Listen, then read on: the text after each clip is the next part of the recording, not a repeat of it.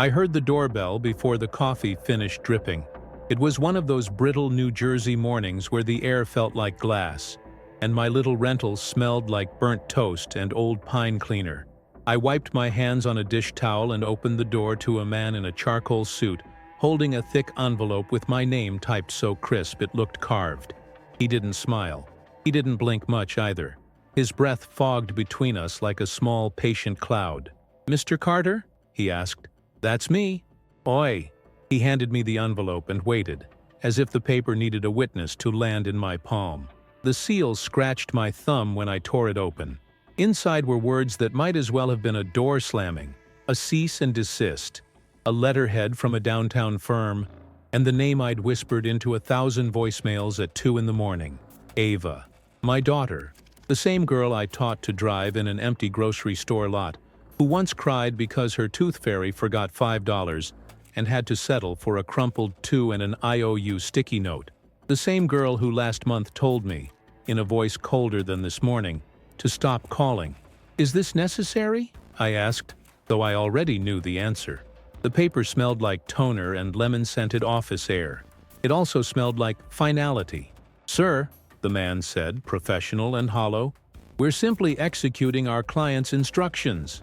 Your client is my kid." He adjusted his scarf. "She is an adult, Mr. Carter."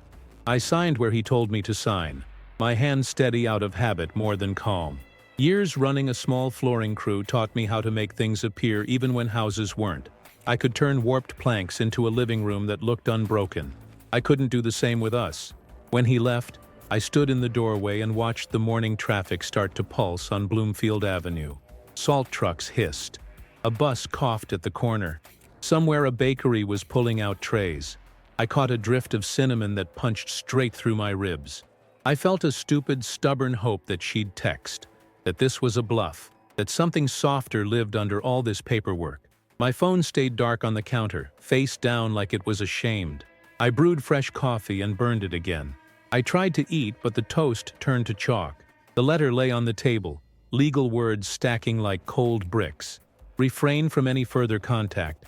Relinquish claims. Respect boundaries. The part that cut deepest was the itemized ledger of what I'd given her these last few years. Rent help, tuition gaps, a used Honda, emergency dental work, listed like exhibits. Money had become the only language we shared, and apparently even that had to stop unless it flowed one direction and under someone else's terms. The phone finally buzzed. Her name didn't light up. It was the lawyer, plain and polite. "Please confirm receipt." I typed back, "Received," and stared at the word until it looked like nonsense. Received, as if I'd been delivered news of someone else's life. I put on my work jacket and headed to the job site because muscle memory is mercy. The van heater spit lukewarm air, the windshield wipers squeaked a tired rhythm, and the radio mumbled sports talk that felt like it belonged to a planet where fathers and daughters laughed in kitchens. At the stoplight, a kid in a puffy coat crossed with his backpack bouncing, and for half a second I saw Ava at 8, red mittens, gap-toothed smile, demanding hot chocolate like a union boss. I gripped the wheel and let the light turn green twice before I moved. At the house in Montclair, we were sanding a maple floor that had seen 3 dogs and 2 toddlers. The dust smelled sweet and old, like a school gym after a dance. My crew talked about weekend bets and busted alternators. I kept my head down, pushed the sander, listened to the rough hum eat the top layer until fresh grain peeked through. I told myself people are like wood. Sometimes you have to remove years of stain to find the original pattern. But the truth landed heavier. Some boards are too warped to save. Around noon, I stepped outside with my sandwich and saw a small group of kids across the street, bundled and bright, stringing paper snowflakes on a chain-link fence. A woman in a navy coat directed them, cheeks pink, hair escaping her beanie in little copper flyaways. She laughed when the wind tried to steal a snowflake, and the laugh carried. Clear, warm, the sound of a door opening somewhere you didn't expect. "Field trip," one of the kids announced to me, as if deputizing a stranger mattered. He handed me a snowflake, lopsided and perfect. Glue still tacky. Glitter dusted my knuckles. The woman waved. "They're decorating the fence for the community home on the corner," she said. It used to look bleak in winter. What home? I asked, because the question pulled itself out before I could think. Grace House, she said. Temporary care for kids waiting on placement or reunification. Her voice softened on the last word. We're just trying to make things kinder. A gust of wind rattled the fence. The snowflake in my hand fluttered. I looked down the block and saw the building she meant. Brick, square, windows with paper stars in them. I noticed the small things. A chipped step patched lovingly with fresh mortar. A porch light left on at noon like a promise. A shoe rack by the door overflowing with tiny sneakers. The sight tugged something inside me that had been knotted for too long. I'm June, she said. We run an after-school reading club there. You're with the flooring guys? Ethan, I said. I'm the old one who still carries a thermos. She smiled like she'd heard 1,000 tiny tragedies and never let any of them drown a person. Good to meet you, Ethan. If you ever want to donate those muscles, Saturday mornings are chaos.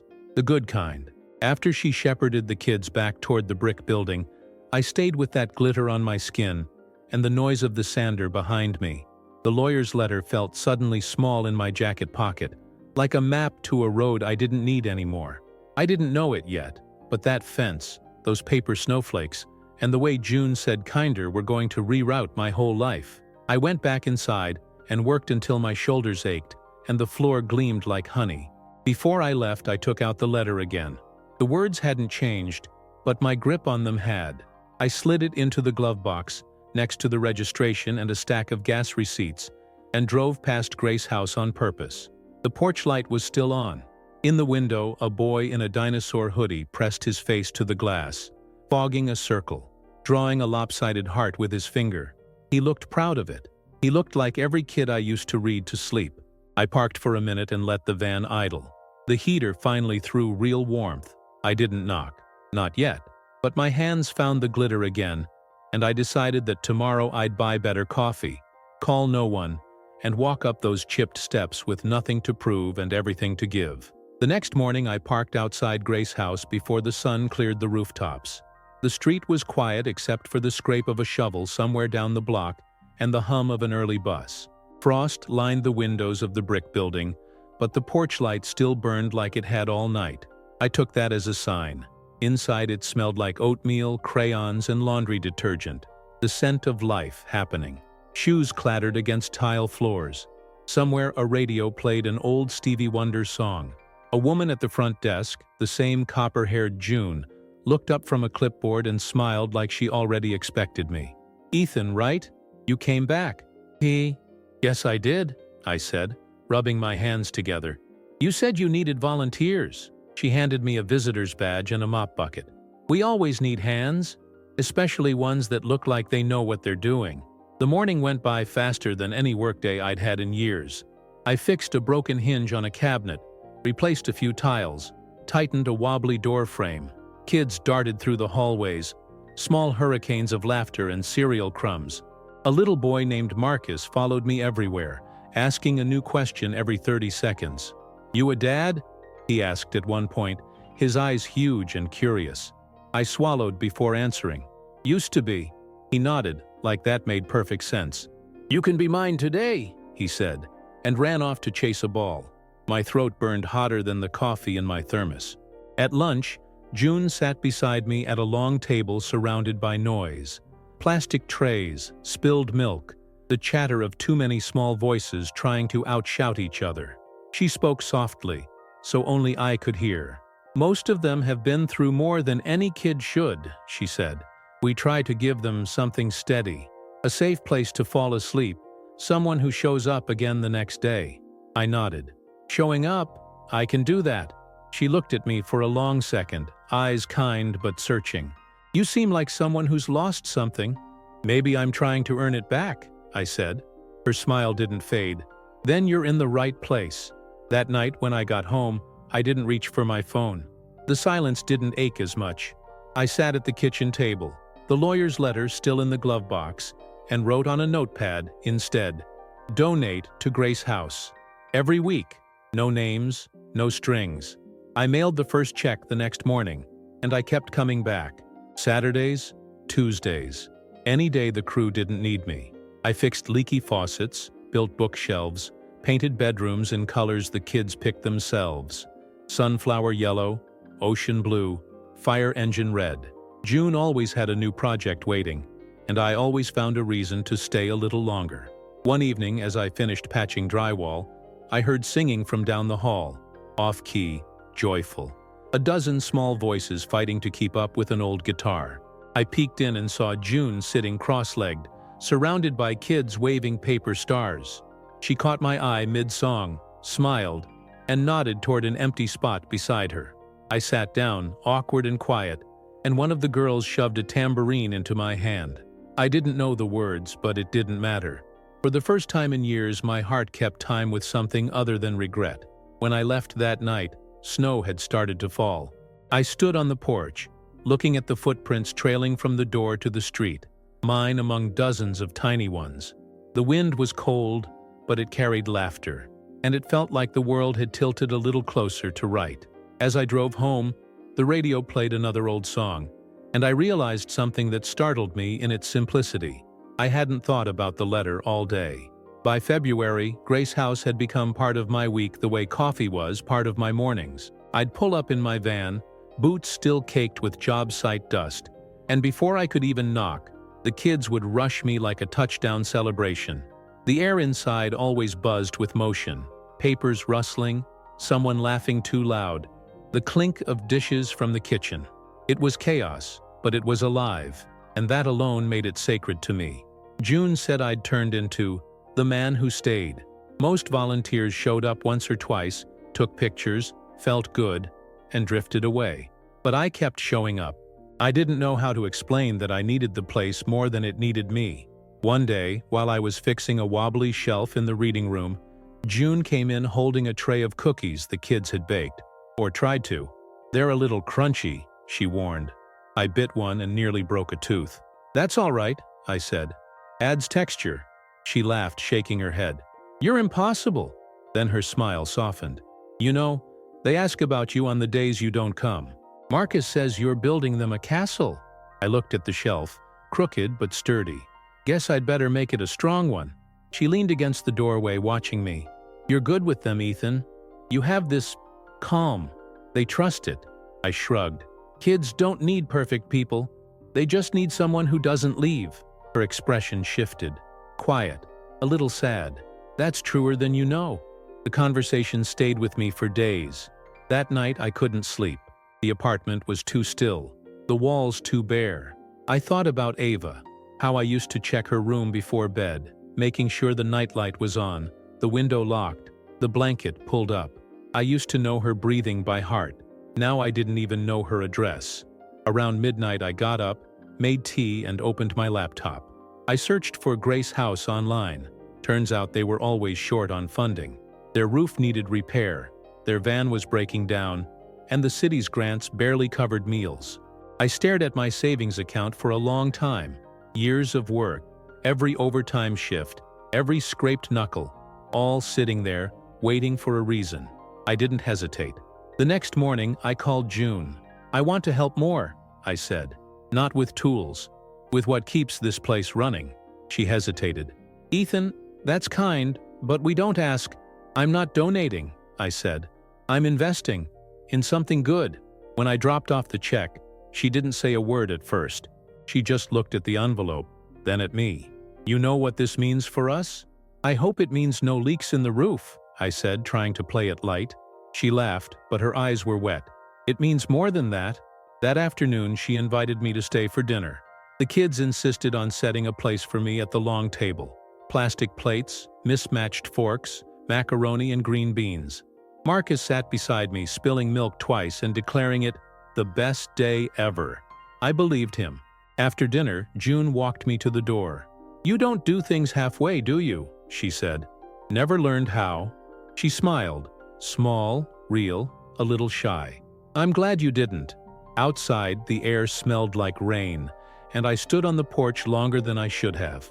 Behind me, laughter spilled from the dining room. Wild, imperfect, beautiful. It filled the cracks inside me that used to echo with silence. I drove home slow that night, every streetlight catching the falling rain like silver threads. When I finally parked, I didn't feel lonely, not even a little.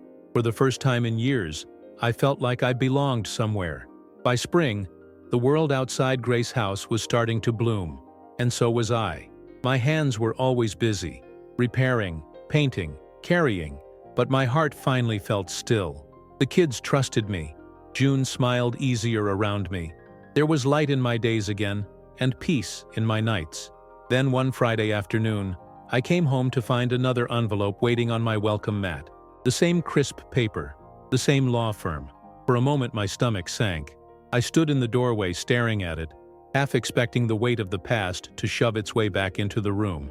I almost didn't open it, but of course I did. Inside wasn't a restraining order. It was a demand for payment. Ava's lawyers said I still owed money from when I helped her buy her first car. Unsettled loan, they called it. I'd told her back then it was a gift. Now she wanted it back, with interest. I sat at the table, the same place I'd read the first letter, and stared at the wall clock. Every tick sounded like her voice from years ago. You promised. That night I couldn't eat. I paced the living room trying to make sense of it. I wasn't angry, not at first. Just hollow. She'd made it clear she didn't want me in her life, but I thought, somewhere deep down, that love still meant something. I'd been wrong before, but not like this. The next morning, I went to Grace House early. June noticed the moment I walked in. You look like you've been up all night, she said. Old ghosts, I muttered. She waited, patient.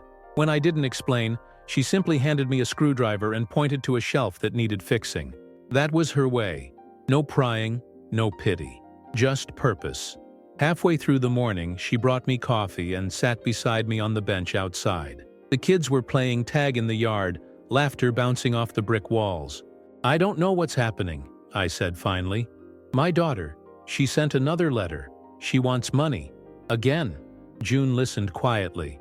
And what will you do? I stared at the playground. I'll pay. Not because she deserves it, but because I don't want to owe her anything else. Not even anger. She nodded slowly. That sounds like peace talking. Feels more like surrender. Maybe it's both. Her hand brushed mine then. Brief. Steady. You're allowed to let go, Ethan. Sometimes the only way to love someone who's gone is to stop chasing their shadow. The wind picked up, and the scent of cut grass filled the air. I watched Marcus help a younger boy tie his shoelaces, patient and proud. That simple kindness hit me harder than any sermon could. That night I wrote the check and mailed it without a note. I felt lighter as the mailbox swallowed it. Maybe because it was the last piece of her I still owed. A week later, I was back at Grace House, fixing a leaky faucet in the kitchen when June appeared in the doorway, holding a small stack of papers. You didn't tell me, she said softly. Tell you what? She set the papers down. Donation receipts. The big check I'd written months ago had paid off the mortgage on the building. My name was listed as anonymous donor, but somehow she'd found out. I wasn't hiding it, I said. Just didn't want anyone making a fuss. She smiled gently. It's not about the fuss, Ethan. It's about the kind of heart that does something like that quietly. Her words hit something inside me I didn't know was still tender. I looked at her then. Really looked. And for the first time since my marriage fell apart, since Ava stopped calling me Dad, I felt something stir. It wasn't dramatic or loud, just real. That night when she locked the doors and turned off the lights, I stayed a few minutes longer, helping her stack chairs. We didn't talk much. We didn't need to. The silence between us felt easy, warm. As I walked out into the night, the air smelled like lilacs, and the city lights blurred soft against the sky. I didn't know it yet, but that quiet evening was the beginning of something new, something that would finally give my life the shape it had always been missing. By the time summer settled over New Jersey, Grace House felt like home. The air inside always carried the scent of sunscreen and peanut butter sandwiches, and the sound of sneakers squeaking on the linoleum had become my favorite kind of music. I'd started coming even on days I wasn't scheduled. June never said no. She'd just hand me a list, a smile, and a cup of coffee that somehow tasted better than any I brewed at home. One Saturday morning, we took the kids to the park down the street. June had talked me into driving the old van after the regular driver called in sick. It rattled like a tin can full of bolts, But the kids didn't care. They sang the whole way, off-key and unstoppable. At the park, sunlight poured through the trees, and for the first time in years, I laughed without meaning to. Marcus and a couple of the older kids dared me to race them to the playground. I let them win, barely. And when I pretended to trip near the end, they exploded with laughter, rolling on the grass. June caught the moment from a distance, hands on her hips, shaking her head. "You're supposed to be supervising," she called out. "I'm demonstrating the importance of proper footwear," I said, brushing grass off my jeans. She laughed, really laughed, head tilted back, eyes closed, that same bright, easy sound that had hooked me the first day we met. Something in me unclenched at the sound. Later, while the kids chased bubbles, June and I sat under a maple tree. Her clipboard rested in her lap, forgotten. "You're good with them," she said, sipping from a water bottle. "They light up when you're around." "They remind me who I used to be," I said quietly. "Before everything." She looked at me, the kind of look that sees past what people say. "You don't talk much about your daughter." "There's not much to say anymore," I said, though the words hurt coming out. "She made her choice, and maybe I made mine too late." June was silent for a while. The wind pushed strands of her hair across her face. Finally she said, "You know, sometimes people push away the ones who love them most. It's not because they hate them. It's because they can't face what they've done, or what they've lost." I thought about Ava as a little girl, her sticky fingers holding mine in grocery store lines, her laughter echoing in the hallway after bath time. I wondered when exactly I lost her. Maybe not all at once, but piece by piece. June nudged my arm gently. "You're not the only one who's been hurt, Ethan, but you're the only one I've seen turn that hurt into something good." I didn't know what to say to that, so I didn't. I just looked out at the kids playing tag, the sunlight bouncing off their hair, and felt something deep and steady rising inside me, like hope, but older. When we loaded the van to head back, Marcus insisted on sitting next to me. "You're gonna come back tomorrow, right?" he asked. "Tomorrow's Sunday," I said. He grinned. "So? Then I guess I'll see you tomorrow," I said. June glanced at me in the rearview mirror, that half smile of hers pulling at the corner of her mouth. "You're a terrible volunteer," she teased. "You never take a day off." I looked back at the van full of kids, their laughter bouncing around like sunlight. "Maybe that's the point," I said. That night I walked into my apartment and it felt smaller, emptier, like a place I only borrowed between days that mattered. I made a sandwich, left it half-eaten, and instead of turning on the TV, I sat by the window watching the city lights flicker. Somewhere in that stillness, I realized something that made my chest tighten. Grace House wasn't just where I volunteered anymore. It was where I lived, even when I wasn't there. And maybe, just maybe, that meant I wasn't lost anymore. It was late July when the past found me again. I'd just finished fixing a broken window latch at Grace House when June came in holding a visitor log. "Ethan," she said carefully, "someone's here asking for you." The tone in her voice made me stop mid-hammer. "Who?" She hesitated. "Ava. She said she's your daughter." For a second I didn't move. The word daughter felt foreign in that building, too fragile to fit among the sound of laughter echoing from the hallways. My chest tightened like the air had thinned. "She's here?" June nodded gently. "In the office." I wiped my hands on a rag and walked down the hallway that suddenly felt too long. My heart pounded like I was walking into a courtroom. When I pushed open the door, she was there, Ava, sitting stiffly in a chair, expensive bag on her lap, her eyes the same gray-green as her mother's. "Hi, Dad," she said, flat, rehearsed. "Hi," I managed. "Didn't expect to see you here?" She looked around, frowning at the peeling paint and the sound of kids laughing in the next room. "You work here now?" "Volunteer." Her expression tightened. "That's nice." She shifted in her seat, then reached into her purse and pulled out another envelope. "I came to deliver this in person. I thought it'd be better." I didn't touch it. "Another lawyer letter?" "Just some paperwork to settle things," she said quickly. "Taxes, inheritance stuff. Mom's name came up in an old account, and they needed yours too. I wanted to make sure it was handled right." I looked at her, really looked. Her nails were perfect. Her perfume filled the small room clean and sharp. But under all that, Her voice trembled, just a little. "You could have mailed it," I said. "I know." Her gaze darted away. "I guess I wanted to see where you've been spending your time. People in town talk, said you gave away a lot of money." "Not gave away," I corrected. "Invested. In something that matters." Her jaw tensed. "You always think you're saving the world, Dad. You couldn't even save our family." That one landed deep. For a moment I saw her at 16, standing in the kitchen yelling that she hated me for leaving her mother. I'd thought time might sand down the edges of that pain. It hadn't. "I'm not trying to save the world," I said quietly. "Just trying to make peace with it." She sighed, exasperated. "You're wasting your time. These kids, this place, they're not your responsibility." "Maybe not," I said, "but they need someone, and I've got something left to give." Her eyes flickered then, something raw behind the coldness. "You could have given it to me." "I tried," I said. "Every year, every call, every silence between us. But love isn't a transaction, Ava. You can't invoice it." She flinched just slightly. The lawyer mask slipped, and for half a second I saw the little girl who used to run barefoot through the sprinkler in our backyard. Then she blinked, and she was gone again. "I should go," she said, standing abruptly. I nodded. "Take care of yourself." She paused at the door. "You really happy here, Dad?" I smiled. Not the kind that hides pain, but the kind that means it. "For the first time in a long while, yeah." She looked at me, confused, almost angry that I could say it so easily. Then she turned and left. The door clicked shut, and the room felt both heavier and lighter at once. When I stepped outside, June was waiting near the hallway. "You okay?" "Yeah," I said. "I think I am." The kids were setting up for art class, spreading out paper and paint. Marcus waved me over, shouting, "Mr. Ethan, we saved you a spot."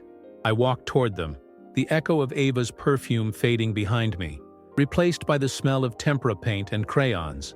As I sat down beside Marcus, he handed me a brush. "We're painting our favorite thing," he said. I dipped the brush in blue and started to paint a front porch with a light that never went out. The summer storm rolled in sudden and mean, the kind that turned the air electric before a single drop fell. I'd been repairing the back porch at Grace House, tightening screws that didn't need it, pretending not to think about Ava's visit. But every nail I drove seemed to echo her words. "You couldn't even save our family." The wind came first, sharp enough to scatter the kids' chalk drawings across the walkway. June leaned out the doorway, her hair whipping around her face.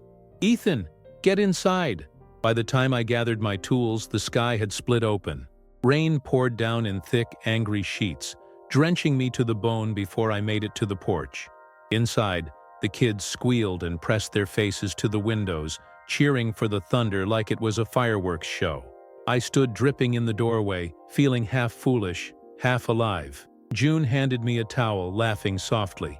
"You have a talent for finding trouble in every kind of weather." "Comes with the trade," I said, wiping my face. "Floors, roofs, emotional messes, same skill set." She smiled, but there was concern in her eyes. "You've been somewhere else lately." "Since she came?" I sat down heavily on one of the benches. "I thought I was done feeling guilty about her. Turns out guilt's got a long lease." June sat beside me, folding her hands in her lap. The thunder rolled again, low and distant. "Ethan, what you're doing here, it's not running away. It's rebuilding. You can't change her heart, but you can still change what you leave behind." "Oh?" I looked out the window at the rain hammering the playground, washing chalk hearts and stick figures down the asphalt. "She said I'm wasting my time, that these kids aren't my responsibility." June turned to me. "They might not be your blood, but don't tell me they're not yours." That line hit deep, and I didn't answer. Because she was right. Every scraped knee, every bedtime story, every hand I'd held through tears, it all belonged to me now.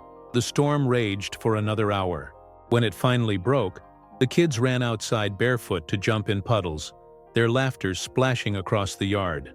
I stayed on the porch, watching them, thinking how strange it was that joy could grow in the ruins of your life if you just stopped trying to control where it bloomed. Later that night, after everyone had gone home, June and I stayed behind to mop up water that had leaked through the old window frames. The building smelled of rain and lemon soap. She hummed quietly, and I found myself joining in, off-key, rough, but in tune with her somehow. When we were done, she poured 2 mugs of tea from a dented kettle and sat with me on the front steps. The air was cool now, clean, the street still glistening under the streetlights. "You ever think about leaving?" I asked. "Sometimes," she said. "Then one of the kids laughs, or finally sleeps through the night without a nightmare, and I remember why I stay." I nodded. "Yeah, I get that." She glanced sideways at me. "What about you? If you could go anywhere, where would you go?"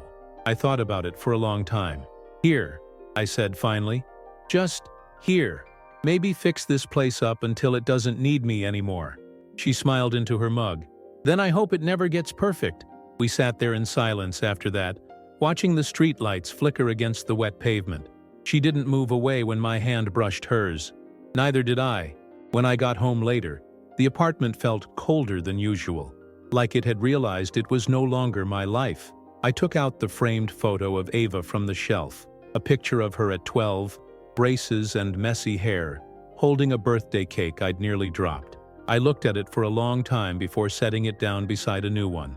Me with the kids at Grace House, Marcus grinning with frosting on his chin, June laughing behind him.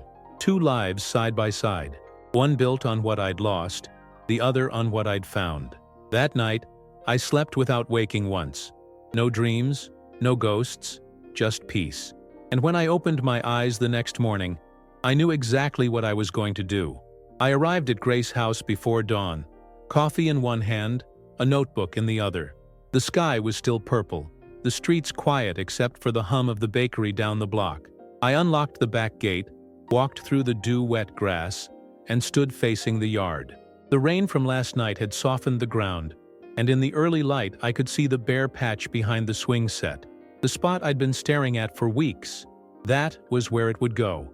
I opened the notebook, pages filled with sketches, measurements, and messy ideas scribbled during nights when sleep refused to stay. A small pavilion, a covered reading space, a place where the kids could gather when it rained or when life got too loud. I didn't tell June yet. I wanted to build it right before I spoke it out loud, the same way you hold a prayer close until it's real enough to release. By 8, the crew I'd called in, a few of my old guys from the flooring business, rolled up with a truck full of lumber. The sound of tools and laughter filled the morning air. The kids pressed their noses against the windows, fascinated by the noise. Marcus kept shouting through the glass, "What's it gonna be, Mr. Ethan?" "You'll see," I yelled back, grinning. June showed up a little later carrying 2 cups of coffee and a suspicious look. "What are you up to?" "Just fixing the backyard," I said, pretending innocence. "With 6 men, a power saw, and blueprints?" she asked. "Okay, maybe I'm fixing it a little more than usual." She shook her head, but I caught the smile before she hid it behind her cup. "You're impossible," she said, the same way she did when she meant thank you. The day stretched long and hot. By evening we'd set the beams, framed the roof, and carved the benches. The wood smelled like cedar and fresh beginnings. When the sun dipped low, the yard glowed gold, and for a moment, I saw the whole thing finished. Kids huddled under it, reading, laughing, maybe finding safety in a world that didn't always keep its promises. June came out as we packed up, wiping her hands on her jeans. "Ethan," she said quietly, "this isn't just a pavilion, is it?" I hesitated. "No, it's something I wish I'd built a long time ago. A place that doesn't close its doors." Her eyes softened. "You're building what you needed." That night I stayed late, working under a string of borrowed lights. The kids had long gone to bed, and the only sounds were crickets and the hum of the city in the distance. Each hammer strike echoed like a heartbeat. Sweat dripped, sawdust clung to my arms, and the smell of wood reminded me of every house I'd ever fixed, every home I'd ever left. By midnight it stood finished, sturdy, simple, and true, a wooden heart in the center of the yard. I stepped back and looked at it, the way a father might look at his child sleeping for the first time. The next morning the kids ran out screaming when they saw it. "It's a clubhouse!" Marcus yelled, jumping into one of the benches. "No, it's a fort! No, it's a library!" June walked over, eyes wide. "Ethan, it's beautiful. Needs paint," I said. "And some lights. Maybe a name." The kids argued for an hour before they agreed. Marcus stood proudly on the bench and shouted, "We're calling it the Promise Porch." It stuck. That afternoon, June gathered everyone for lemonade and cookies under the new roof. The sunlight filtered through the wooden slats, painting stripes of gold across the floor. It felt right, like the world had decided to forgive itself for a moment. When the kids ran off to play, June lingered. "You know," she said, "every home leaves a mark. This one's got yours all over it." I looked around. The laughter, the wood, the smell of sawdust mixing with sugar and summer air, and realized she was right. "I used to think my legacy would be money," I said. "Something you could count. Turns out it's the things you can't." June reached for my hand, her fingers warm against the calluses of mine. "You've built more than a porch, Ethan. You've built a life again." I smiled, the kind that comes from somewhere deeper than the heart. Guess I finally learned how to make something that lasts. As the evening settled, I sat beneath the beams I'd built, listening to the hum of crickets and the echo of children's laughter fading into dusk. For the first time in years, I wasn't chasing the past or fearing the future. I was home. The days after the Promise Porch went up were some of the best of my life. Every afternoon I'd show up to find kids reading, painting, or just lying in the shade telling stories. The porch became our heartbeat, laughter echoing off the beams, chalk dust swirling around tiny feet, June's voice humming from the kitchen.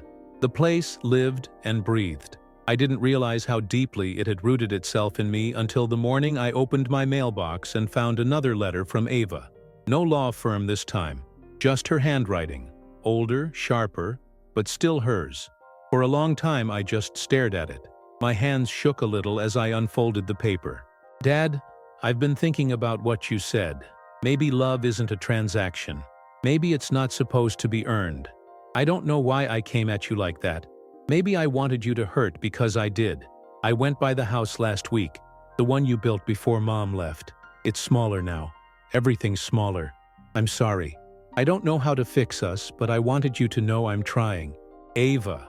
I read it 3 times, then just sat at the kitchen table staring at the dented coffee mug in front of me. I didn't know whether to cry or smile, so I did neither. I just breathed, long, slow, and full. That evening, I took the letter to Grace's house. June found me sitting alone on the porch steps, the paper trembling slightly in my hands. "She wrote," I said quietly. June sat down beside me, close enough that I could feel her warmth. "Good news?" "I think so," I said. "She's sorry.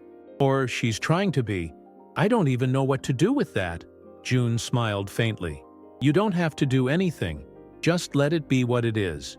Maybe this is her way of finding her own porch." We sat there in silence as the last light of day faded through the wood slats, painting her face in amber. The sound of the kids inside drifted out, dishes clattering, soft laughter, the piano someone had rescued from a thrift store. June reached out and touched my shoulder. "Ethan, do you ever think you might be ready to let someone in again? Not just the kids, someone for you?" The question sat between us, heavy and honest. I didn't look at her right away. "I don't know," I said finally. "But if I was, I think I'd know who." Her eyes softened. The kind of softness that carries years in it, of loss, of rebuilding, of waiting for someone to see you not as what's broken, but what's left. "Then don't wait too long," she whispered. I wanted to say something back, something real. But before I could, Marcus burst through the door, waving a book over his head. "Story time!" he yelled. "Mr. Ethan, you promised." June laughed and stood. "Go on," she said. "You can finish this conversation later." I followed Marcus inside. The smell of crayons and spaghetti sauce hit me as I took a seat in the old armchair. The kids crowded around. I opened the book, a battered copy of The Velveteen Rabbit, and started reading. Halfway through, I looked up and caught June watching from the doorway, arms crossed, smiling. For a heartbeat, I imagined a different version of my life, one where Ava was small again, sitting right there among them, where I still had time to make it all right. But then I realized something important. Maybe I was making it right, just not in the way I expected. After the story, when the kids went to bed, June walked me to the door. "You know," she said, "the way they look at you, it's how people look at home." I swallowed hard. That's all I ever wanted to be for someone. She reached out, touched my hand, and didn't let go this time. You already are. That night, I sat in my van with the letter from Ava on the passenger seat. I turned it over in my hands and thought about how strange life could be. How love could vanish, bend, and somehow find its way back through a crack you'd stopped believing in. When I finally drove off, the streetlights shimmered through the windshield, and for the first time in decades, I didn't feel alone on the road. The letter from Ava stayed in my glove compartment for a week. I couldn't bring myself to answer it. Every night after leaving Grace's house, I'd pull the van into the same parking spot under the flickering streetlight, take out the envelope, unfold it, and read her words again. They hit different each time. Sometimes like forgiveness, sometimes like guilt, sometimes like both. I thought about calling her, but fear sat heavy in my chest. What if she wasn't ready? What if she only wrote out of pity? Or worse, what if she didn't mean it at all? One evening, while I was repairing a broken light fixture in the kitchen, June came in with 2 cups of lemonade. She set them down and leaned against the counter, watching me work. "You've been quiet lately," she said. "Just thinking," I replied. "About her?" I didn't answer, but she didn't need me to. "She reached out," June said softly. "That's something." "It is," I said, tightening the last screw. "But I don't know how to walk back into her life without stepping on old wounds." June folded her arms. "Then don't walk back into the old one. Build a new one. That's what you do best, isn't it?" Her words stayed with me all day. That night, I finally sat down at my kitchen table, the same place I'd once read her lawyer's letter, and wrote back, "Ava, I got your letter. Thank you for it. You don't owe me anything. Not an apology, not a fix. I made my share of mistakes. I held on too tight when I should have listened. I let pride take the place of patience. But I'm not angry anymore. I'm proud of you. I hope you've built a life that feels good in your hands. There's a place I'd like you to see if you ever have the time. It's called Grace House. It's full of kids who remind me what love looks like when it doesn't keep score. Your old man, Ethan." I didn't mail it that night. I let it sit on the counter for 2 more days, half afraid she'd ignore it, half afraid she wouldn't. When I finally dropped it in the mailbox, I felt something lift from my chest. It didn't feel like letting go. It felt like letting be. Days passed, then a week, then 2. One Saturday, June and I were outside painting a new mural on the fence. Bright blues and greens, the kids' handprints pressed into the wood like petals of a giant flower. I was holding a ladder when I heard the sound of heels on pavement, the kind of sound that didn't belong here. I turned. Ava stood at the gate. She looked unsure, clutching her purse like a lifeline. The wind played with her hair, and for a moment she looked just like the little girl who used to run barefoot through summer sprinklers, screaming with joy. June looked from her to me, eyes wide. "That's her?" she whispered. "Yeah," I said quietly. "That's her." Ava hesitated before walking closer. "Dad?" she said, voice soft, almost breaking. I nodded. My throat was tight. "You found it." "I almost didn't," she said. "I drove past twice before I had the nerve to stop." The kids were watching from the porch, whispering, curious. Marcus tugged on my sleeve. "That's your daughter?" "Yeah," I whispered. "That's my daughter." June gave me a small nod and took the kids inside, giving us space. Ava and I stood there in the yard surrounded by paint cans, half-finished murals, and the smell of wet wood. She looked around slowly, taking it all in, the laughter echoing from inside, the creak of the swings, the wind chimes tinkling under the porch roof. "It's beautiful," she said finally. "It's home," I replied. For a while we didn't talk. The silence wasn't angry this time, just heavy with all the words we hadn't said in years. "I didn't understand," she said, her voice small. "When Mom left, I blamed you. When you tried to help, I thought it was control. When you stopped trying, I thought it was punishment. I didn't know what love looked like anymore." I stepped closer, slow, careful. "And now?" She looked up at me, eyes wet. "Now I think, it looks like this." I smiled. It hurt a little, but the kind of hurt that means something's healing. "You don't have to make it right in one day, Ava. We've got time." She nodded. "I'd like to meet them. The kids. Come by tomorrow," I said. "Bring your painting clothes." Her laughter broke through the last of the tension. It was quiet, unsure, but it was there. As she turned to leave, she stopped and looked back. "You look happy, Dad." "I am," I said. "And I'm glad you're here to see it." After she drove off, June stepped out from the porch, wiping her hands on a rag. "How do you feel?" she asked. "Like I just walked out of a storm and found the sun waiting." She smiled, resting a hand on my shoulder. "Then maybe it's time to stop surviving and start living." I looked toward the gate where Ava had stood, then back at June. "Yeah?" I said softly. "Maybe it is." That night, when I locked up Grace's house, I left the porch light on, brighter than usual. For the first time in decades, it wasn't just for the kids. It was for her. The next morning, sunlight broke through the clouds in that quiet golden way that makes everything look softer, as if the world itself were catching its breath. Grace's house buzzed with excitement. The kids had caught wind that someone new was coming.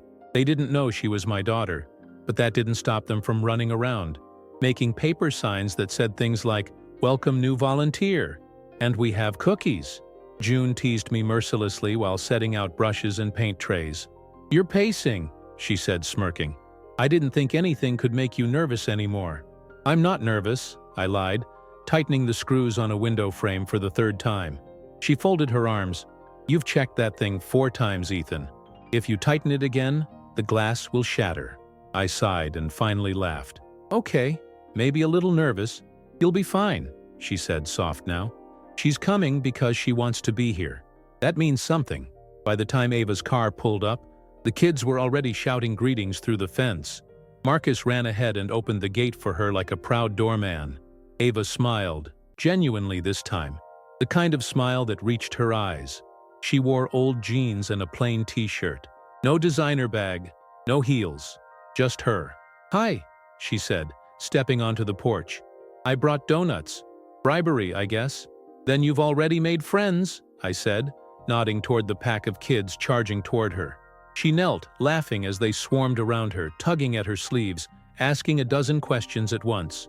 Watching her laugh, really laugh, was something I hadn't seen since she was 15. It hit me square in the chest. When she stood, she looked at June and extended a hand. "You must be June. I've heard a lot about you." June smiled, shaking it. "And I've heard a lot about you too. Mostly good, don't worry." Ava grinned and turned to me. "So, what's first?" I pointed to the half-painted mural on the fence. "We were saving the sun for someone special." She picked up a brush and started painting beside me. For a long time we didn't talk, just the sound of bristles on wood, the laughter of kids, the hum of cicadas in the distance. Every so often she'd glance at me and I'd catch her smiling, hesitant, like she was still testing the ground beneath her feet. After lunch, she wandered through the building, taking everything in: the playroom, the reading nook, the promise porch. When she reached the pavilion, she stopped and ran her fingers along the smooth cedar beams. "You built this?" "Yeah," I said, "with a little help. It's beautiful." I shrugged. "It's not perfect, but it's strong. That's all it needs to be." She turned toward me. "Kind of like you." The words caught me off guard. For years, all I'd wanted was for her to see me as more than my mistakes. Hearing that now, in her voice, under this roof, felt like grace in its purest form. She helped all afternoon, painting, reading stories, even joining the kids for soccer in the yard. When one of the younger girls fell and scraped her knee, Ava was the first to reach her, comforting her with the same tenderness she used to show her dolls as a child. Watching her kneel there, whispering softly to that little girl, something inside me just released. When evening came, we sat on the promise porch with June and the kids, sipping lemonade as the sun dipped low. The porch light flicked on above us, casting a warm halo over the wooden beams. Marcus leaned against my shoulder, half asleep, his small hand clutching my sleeve. Ava watched him, then looked at me. "You love them like they're yours," she said quietly. "They are," I said. "Maybe not by blood, but by choice." She nodded slowly. "I think I finally understand that." June smiled from across the table, her eyes meeting mine. "Family isn't who shares your name," she said softly. "It's who shows up." Ava looked at her, then at me. "Then I guess I'm ready to show up again." Itador. For a moment, none of us spoke. The porch light buzzed faintly, moths circling its glow, and I realized that light wasn't just for the kids anymore. It was for all of us, a signal that no one was lost out there in the dark. Later, after the kids had gone to bed, Ava hugged me before leaving. It was quick, almost awkward, but it was real. "See you next week," she said. I watched her drive off, tail lights fading down the street, and for the first time in decades, I didn't feel like something precious was slipping away. June came up beside me, slipping her arm through mine. "You did it," she whispered. I shook my head, smiling faintly. "No, we did." The night air was warm and full of fireflies. For once, I didn't think about the years behind me. I thought about tomorrow, about paint-stained hands, morning laughter, and the sound of kids calling my name. I turned off the porch light before we went inside. Not because we didn't need it, but because I finally knew the light wasn't in the bulb. It was in us. Summer drifted into August, the kind where days stretched long and lazy, and evenings smelled of cut grass and warm rain. Grace House glowed brighter than ever. The mural was done, the porch was alive with laughter, and for the first time in years, my world felt steady. Not because everything was perfect, but because I finally stopped waiting for it to be. Ava started coming by every Sunday. At first, she kept her distance, painting with the kids, reading stories, organizing the art supplies. But as the weeks passed, she began staying longer. Sometimes she'd sit beside me during dinner.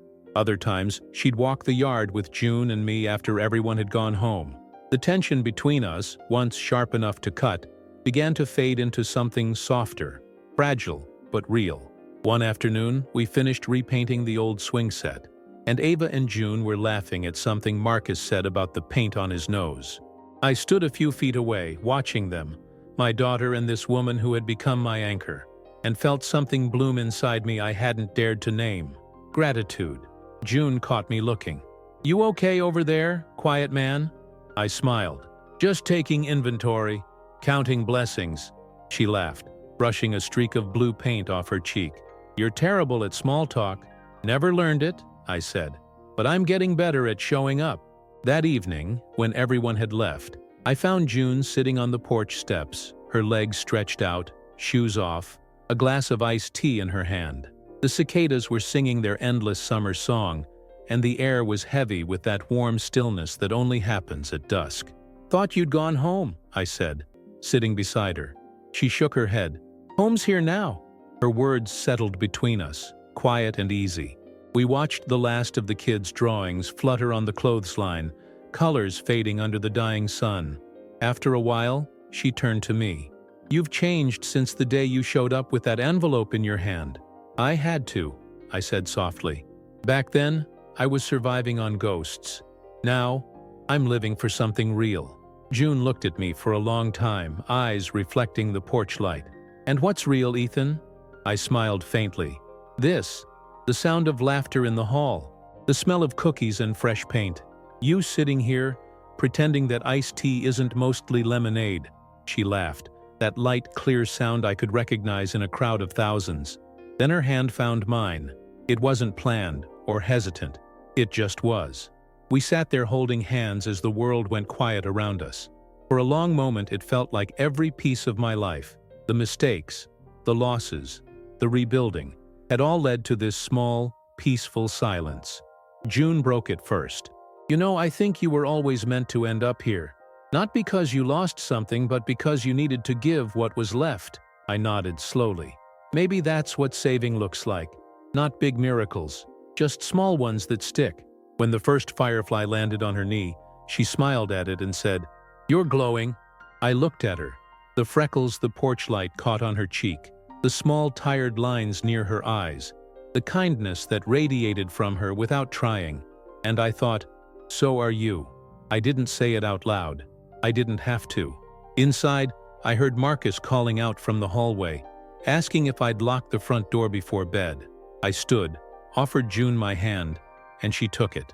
As we walked inside, she leaned her head against my shoulder. That night before I left, she kissed my cheek, just once. Soft, simple, unhurried. "Good night, Ethan," she whispered.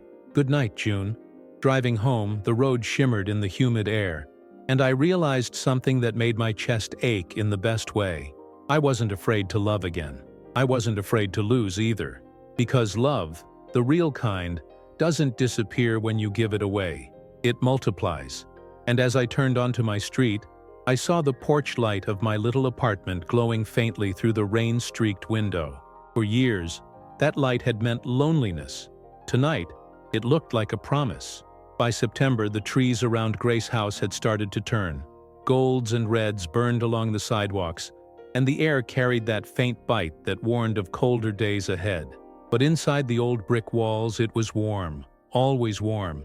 Life had found a rhythm there. Breakfast laughter, school runs, scraped knees, bedtime stories. June ran the place like a conductor keeping a symphony in time, and the kids adored her for it.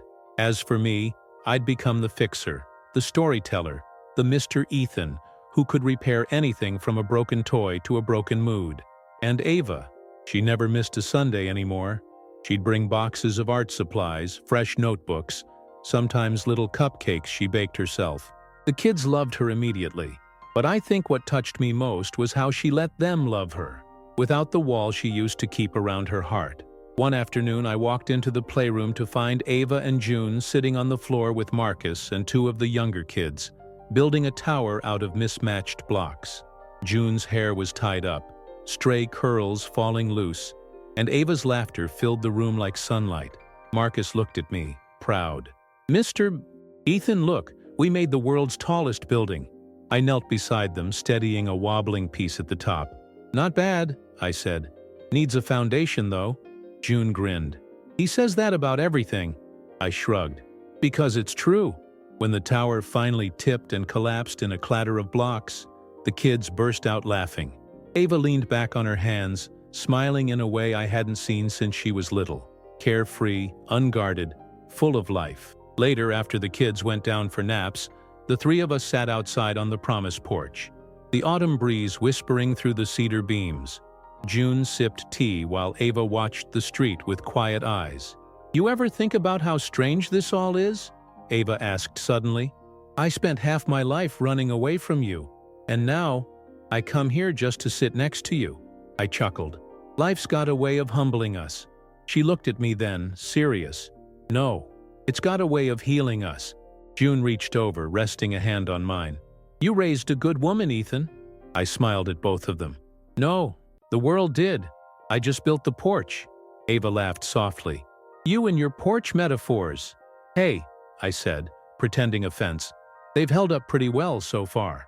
We sat there as the sun dipped behind the trees, long shadows stretching across the yard. The porch light flickered on, steady and golden. And in that quiet moment, I realized something simple and beautiful. This was my family, not by design, not by blood, but by choice and by grace. As the months passed, our little circle grew stronger. Ava started leading weekend workshops for the kids, painting, writing, music. June and I began managing donations together, and I found myself spending more nights at Grace House than at my apartment. The place no longer felt like something I was helping to build. It was my home. On Thanksgiving, we hosted dinner for everyone. Kids, volunteers, neighbors, whoever had nowhere else to go. The tables were pushed together under the Promise porch, candles flickering in mason jars, laughter floating out into the cold night. Marcus stood on a chair to make a toast with his glass of apple juice. "To Mr. Ethan," he said proudly. "For fixing everything!" The kids cheered, and I felt my throat tighten. June laughed and kissed my cheek. "You really have no idea what you've done for them, do you?" I looked around at the faces. Bright, messy, alive. Ava smiling across from me, Marcus pretending to sip like a grown-up, June's hand resting over mine. And for the first time in a long, long time, I didn't feel like something was missing. When the night ended, and the last of the plates were washed, I stepped out into the yard. The stars were clear, sharp against the cold. The light from the porch spilled across the grass like a soft blanket. June came up beside me, her arm slipping around my waist. "You okay?" she whispered. "Yeah," I said quietly, "just thinking about how lucky I am." She leaned her head against my shoulder. "You deserve it." I looked back at the Promise porch. The laughter, the warmth, the the small hands waving goodnight, and I knew she was right. For years, I'd chased what I thought love was supposed to look like. I'd measured it in apologies, in phone calls, in money. But standing there, with June beside me and my daughter inside, I finally understood. Love wasn't a thing you earned. It was a home you built, one act of kindness at a time. And for the first time in my life, mine had a light that would never go out. Winter came early that year. The first snow dusted the roof of Grace House like powdered sugar, and the kids went wild, pressing their hands against the windows, shouting for mittens and scarves. I stood in the yard, breath clouding the air, hammering down one last loose board on the promise porch. The wood creaked under the weight of the cold, but it held firm, solid, like it had learned how to weather anything.